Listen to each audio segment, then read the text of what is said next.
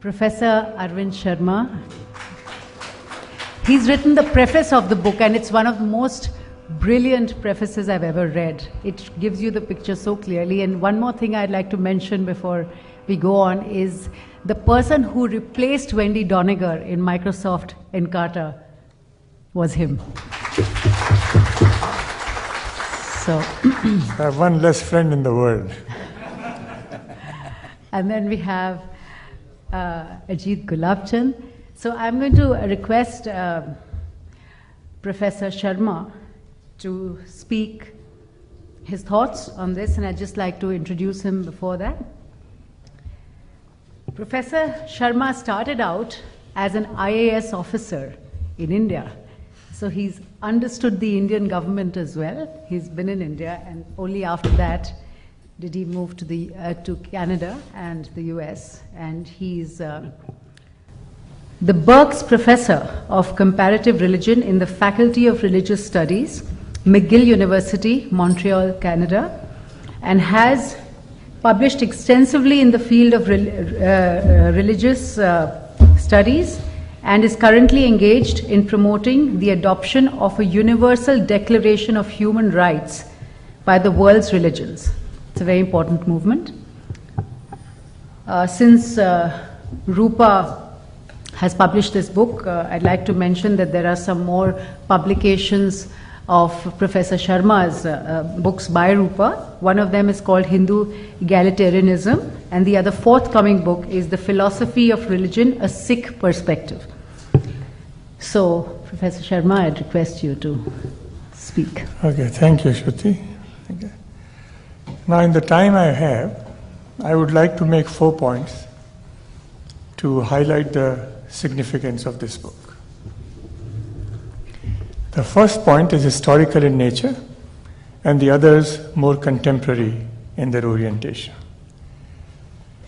The global reality today is marked by the presence of different civilizations in different parts of the globe, as exemplified by the Japanese and Chinese civilizations in the East, the Islamic in the Middle East and elsewhere, the Western in Europe, North America, Australia and New Zealand, and so on. Now, Indian civilization also belongs to this club. One salient fact, however, distinguishes Indian civilization from these. The present self-understanding of each of these major civilizations is based, by and large, on the work of scholars who belonged to these civilizations. But such self-understanding as the Indian civilization possesses today is the result, in the main, of the work of Western scholars rather than its own. This striking fact sets Indian civilization apart from other civilizations. If the self-understanding of one civilization is thus mediated through another, then the question naturally arises: to what extent does the work of the scholars belonging to another civilization correctly reflect the assumptions of the civilization they are writing about?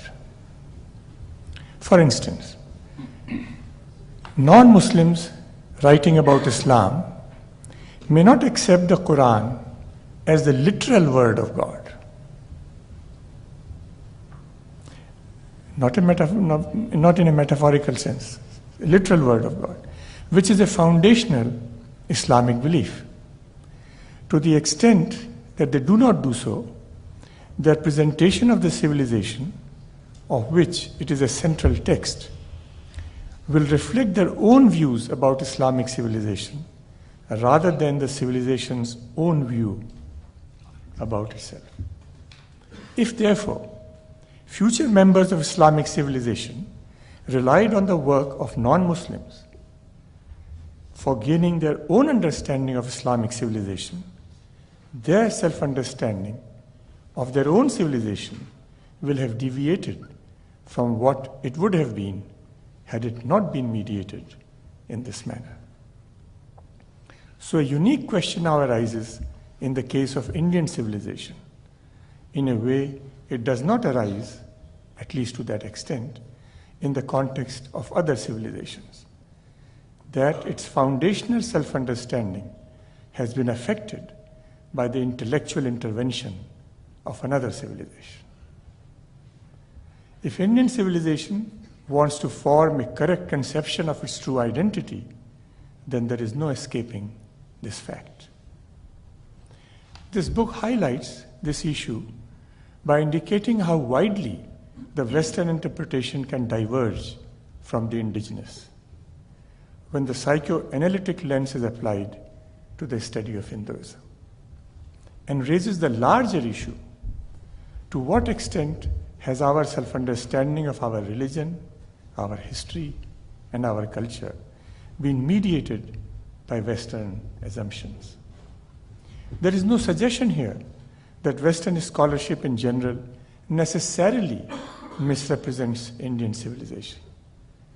There is the assumption, however, that this could have happened, consciously or unconsciously. This book provides evidence that this has, or this can, credibly be said to have happened in the cases covered in the book. If this is so, then it becomes one's intellectual duty to identify where else this might have happened, and why, and with what consequences. It is only after such an exercise has been thoroughly carried out that members of Indian civilization can place due confidence in the scholarly representation of their own identity. This was the first point, and one, I think, of fundamental significance. The second point has to do with the fact that we are living in a secular age, but that this reality might be changing. Ever since the Enlightenment, it has been an underlying assumption of Western, and by extension, global intellectual life, that religion is a receding force in human affairs and was destined to either disappear altogether, as in many versions of Marxist thought, or at the very least to disappear from public life and become a purely private affair, as visualized by the Western liberal tradition. This secular hypothesis had an air of inevitability about it until 1979, when the Iranian Revolution occurred. That too could be dismissed as an aberration. But since then, the level of fundamentalism has risen in virtually all the religions of the world, a fact only dramatized by the events of September 11, 2001. One is therefore compelled to ask the question, is the long-term historical global towards secularism, defined here as the exclusion of religion from public life, is this trend in the process of reversing itself? If such is the case, then a host of incidents like the Danish cartoon controversy, the hijab controversy, the Ten Commandments controversy in the USA, and so on, start appearing in a new light as constituting the negotiation of the terms of the re-entry of religion into the public square. And one such term being that religions will challenge their secular rejection or denigration, especially in the media and even in the academia. If this view possesses any merit, then this book could be seen as a Hindu manifestation of this evolving phenomenon. The third point is connected to the second. It was axiomatically assumed until recently, and often still is, that progress around the world consisted in its becoming an image of the West as far as possible. Or to put it dramatically, Europe's past is the world's future. Europe's past is the world's future. Just as Europe had undergone secularization, so will the rest of the world. If, and this is a big if, however, the secular trend has reversed, then the world will have to learn to accommodate religions in the public square, of which the West has little experience. One major way in which the West has tried to deal with religious differences is by not dealing with them, by eliminating them from the public square. But if the secular trend has reversed, then the West cannot be of much help anymore in the way it was. One may have to look to Asia, which has had a far more successful record historically of dealing with religious pluralism in the public square. This could be said to be the case for pre-British India, for pre-communist China, and for Japan all along. Thus, if the secular trend has reversed, and the reversal is not going to reverse itself anytime soon, then arguably Asia's past is the world's future.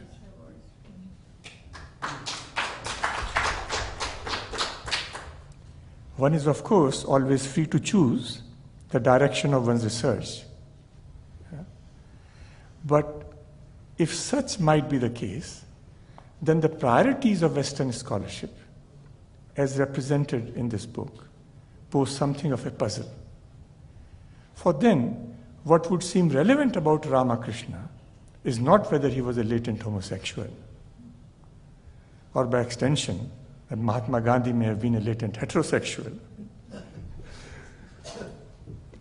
but what their life and teachings have to offer for dealing with religious pluralism in the public square. My final point is very different in nature from the previous 2 points, though not unrelated to them. In this age of human rights discourse, one needs to raise the following question. Academics and the media have their rights, but do the followers of the religions have some rights of their own when it comes to their depiction in the media and the academia? This issue is implicit in the book and can no longer be neglected. A global congress on world's religions after September 11 met in Montreal from September 11 to 15 last year. At this congress, Madam Shirin Ebadi of Iran, Nobel Peace Laureate for 2003, released a document entitled A Universal Declaration of Human Rights by the World's Religions for discussion in the academic and faith communities around the world.